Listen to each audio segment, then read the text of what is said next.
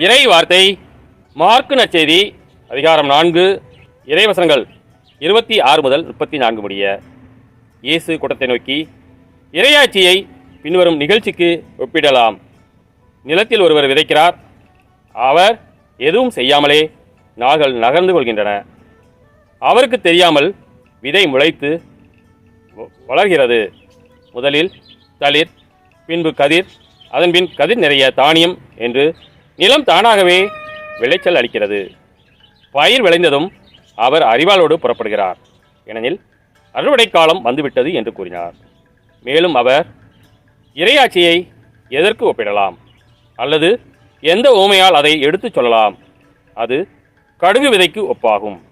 அது நிலத்தில் விதைக்கப்படும் பொழுது உலகில் உள்ள எல்லா விதைகளையும் விட சிறியது. அது விதைக்கப்பட்ட பின் முளைத்தெழுந்து எல்லா செடிகளையும் விட பெரிதாகி வானத்து பறவைகள் அதன் நிழலில் தங்கக்கூடிய அளவுக்கு பெருங்கிளைகள் விடும் என்று கூறினார்.